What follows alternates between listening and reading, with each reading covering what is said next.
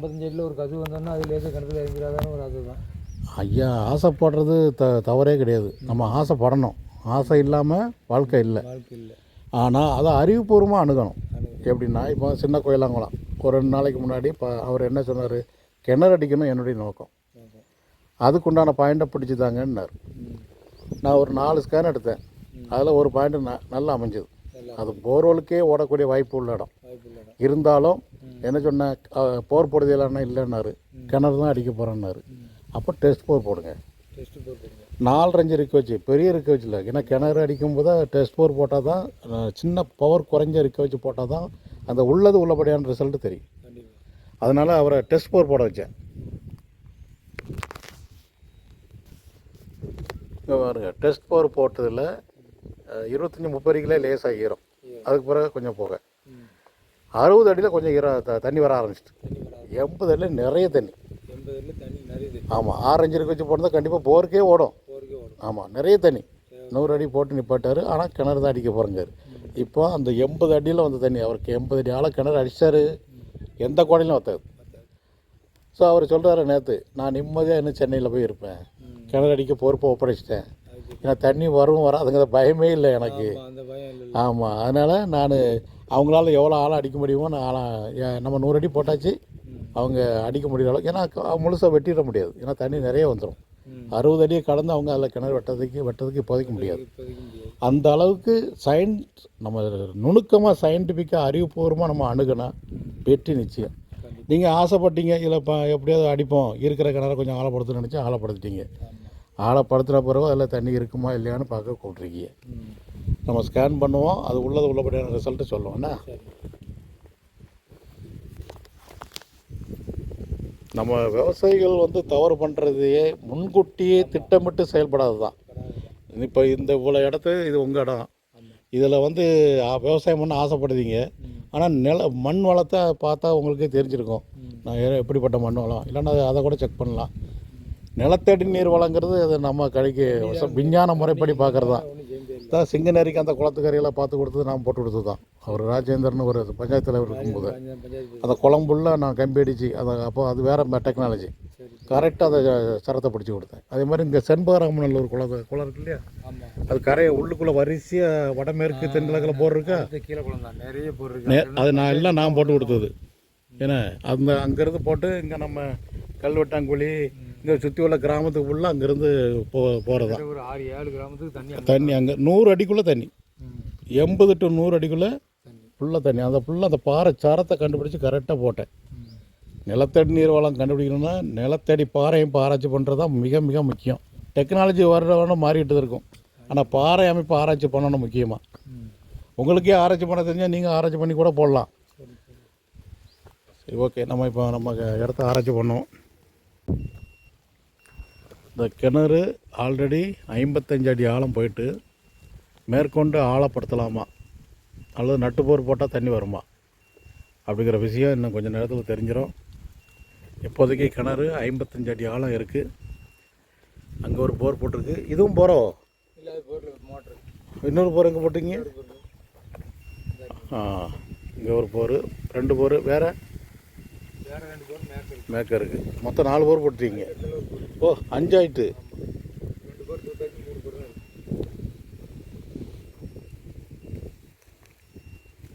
இங்கே சயின்டிஃபிக்காக நான் பார்த்து கொடுத்தது எதுவுமே மிஸ் ஆனது கிடையாது. எத்தனை ஆண்டுகள் ஆகிட்டு, ஏறக்குறைய 25-30 ஆண்டுகளாக கடந்து இன்னும் ஓடிட்டுருக்கு உங்கள் ஊருக்கு ஃபுல்லாக. அது பாட்டில் ஓடிட்டுருக்குன்னா காரணம் என்ன, கரெக்டாக பின் பாயிண்ட்டாக. ஆமாம், இங்கே இந்த குளத்துக்கார இது ஃபுல்லாக வாட்டர் போர்டு போகிற ஃபுல்லாக மேக்ஸிமம் நான் தான் போட்டிருப்பேன். அந்த அம்பலம் ரோட்டில் உள்ளது மட்டும் அது நான் போடலன்னு நினைக்கிறேன், எங்கள் சீனியர் போட்டிருப்பாங்க. மற்றபடி இந்த ராஜேந்திரன்கிற ஒரு ஆள், என் பேர் உள்ள ஆள் தான் பஞ்சாயத்து பிரசிடண்டாக இருந்தார் சிங்கநேரியில்.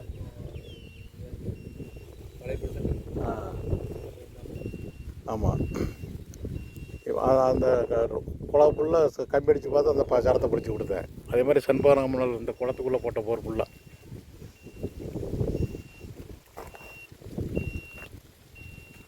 இங்கே நீரோட்டங்கிறது வடமேற்கு தென்கிழக்கு, அதாவது வடக்கு 60 டிகிரி மேற்குங்கிற கோணத்தில் இருக்கும். உங்களுக்கு சிம்பிளாக வடமேற்கு தென்கிழக்கு. தென்கிழக்கு திசையில் தான் போய்கிட்டே இருக்கும். நம்ம அது என்ன ஊர், தென்னேரி செம்பல் இந்த பக்கத்தில் செண்பகராமநல்லூருக்கு கிழக்க அந்த பறவைகள் சரணாலயம் ஊர் வச்சுக்கலாம். கூந்தங்குளம் வந்தாச்சுன்னா அதில் இருந்து நேராக கிழக்கு மேற்கு மாறிடும். அதுலேருந்து மாறி ஃபுல்லாமே ஃபுல்லாக கிழக்கு மேற்கு தான், நேராக கிளம்புறதுக்கு மாறி இருக்கும். கிழமையில் மாறிடும்.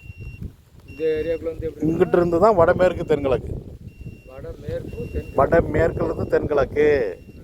கூந்தங்குளம் பக்கம் போகும்போது அப்படியே நேராக கிழக்கு மேற்கு மாறிடும். தென்கிழக்கு கிழக்கு மேற்கு. சரி, நமக்கு அது உங்களுக்கு தேவையில்லாத விஷயம். இங்கே உங்கள் இடத்துல வடமேற்கு தென்கிழக்குங்கிற திசையில் நீரோட்டம் இருக்குது. அதுக்கு பெர்பெண்டிகுலராக நம்ம சைடு போர் போடணும். பாறை அமைப்பு மாறிட்டே இருக்கும். வடமேற்கு தென்கிழக்கு போகும்போது பாறை கொடி மாறும். அது குளத்தோடமா அப்படி எது அது அந்த பக்கம் அதெல்லாம் பெரும்போது குளம் தான். பெரும்போக்கு. ஸோ நம்ம முதல் ஸ்கேனில் அந்த கிணறை ஆராய்ச்சி பண்ணதில் என்ன சொல்லுது, கிணறை இன்னும் ஆழப்படுத்தலான்னு சொல்லுது. கிணத்துக்குள்ளே கூடி ஒரு சரம் இருக்குது. என்ன இப்போ 55-60 அடியில் ஈரம் வந்திருக்குன்னா மேக்ஸிமம் 80 அடி ஆழம் வரைக்கும் இந்த இது ஆழப்படுத்தலாம். அது வரைக்கும் தகுதி இருக்குது. அவர் கிணறு ஆழப்படுத்துனது தவறான முடிவாக நினச்சேன். ஏதோ இருக்குது, தண்ணி ஓரளவுக்கு சுமாராக இருக்குது. இப்போ இதுக்கு சைடு போர் போட வாய்ப்பு இருக்கான்னு இந்த வடகிழக்கு திசையில் பார்க்கணும்.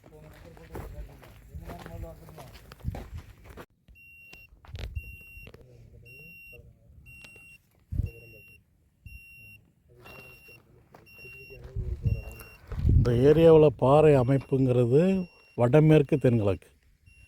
அதனால் சைடு போர் வந்து நம்ம கிணத்துல இருந்து வடகிழக்கு திசையில் தான் போகணும். ஸோ கிணத்துக்கு வடகிழக்கு திசையில் ஏறக்குறைய ஒரு 100 அடி தூரத்துக்குள்ளே சைடு போர் போட்டால் தண்ணி வர வாய்ப்பு இருக்கா இல்லையாங்கிறதுக்காக இந்த வடகிழக்கு திசையில் இந்த ஸ்கேன் 40 மீட்டர் லென்த்துக்கு இந்த ஸ்கேன் நடந்துகிட்ருக்கு.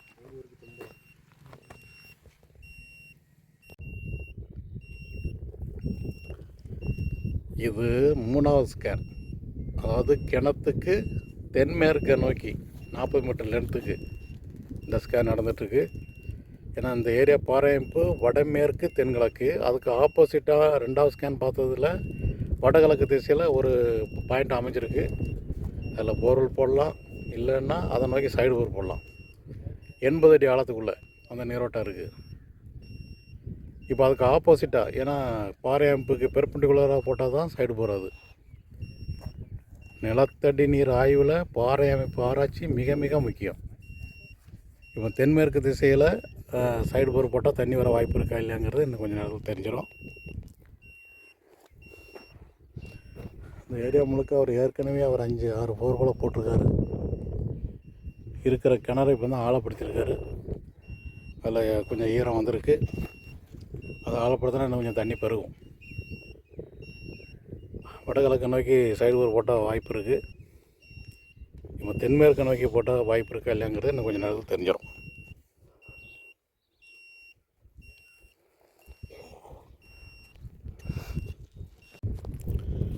இங்கே இந்த 3வது ஸ்கேனில் பாயிண்ட்டு தான் அமையலை. இந்த வடமேற்கு தென்மேற்கு திசை ஃபுல்லாக இது கவர் பண்ணியிருக்கோம். இங்கே தான் ஆல்ரெடி அவர் 2 போர் போட்டு ஃபெயிலியர் ஆகி மூடியிருக்கார். இந்த ஏரியாவில் விடுபட்ட இடங்கிறது கடைசி அங்கே தென்மேற்கு மூலம் மட்டும்தான் கவர் ஆகலை. ஸோ அந்த ஒரு ஸ்கேன்லேயே இவ்வளோ ஏரியா கவர் ஆகிருக்கு. அவங்க பார்க்க சொன்னாலும் நான் பார்க்க விரும்பலை. ஏன்னா இந்த ஃபுல்லாக ஒரே மாதிரி தான் இருக்கும். தண்ணி இல்லைங்கிற ரிசல்ட்டு தான் வரும். இது 4வது ஸ்கேன். கிணத்தை ஒட்டி கொஞ்சம் தென்மேற்கில் வடமேற்கில் பார்த்துட்ருக்கோம். கிணத்துக்கு மேற்க வடமேற்கு திசையில் 40 மீட்டர் லென்த்துக்கு இந்த ஸ்கேன் நடக்குது. சப்போஸ் இதிலே போர்வெல் பாயிண்ட் அமைஞ்சால் போர்வெல்லே இப்போ நட்டு போர் போட்டுடலாம்.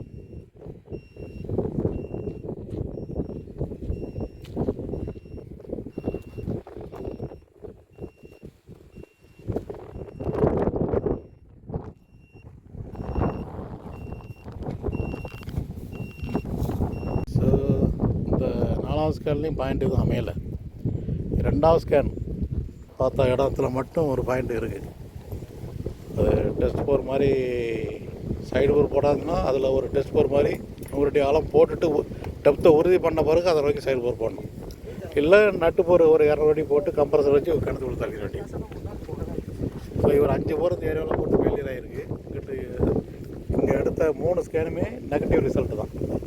தண்ணி இல்லை அப்படிங்கிற ரிப்போர்ட்டு தான் வந்திருக்கு.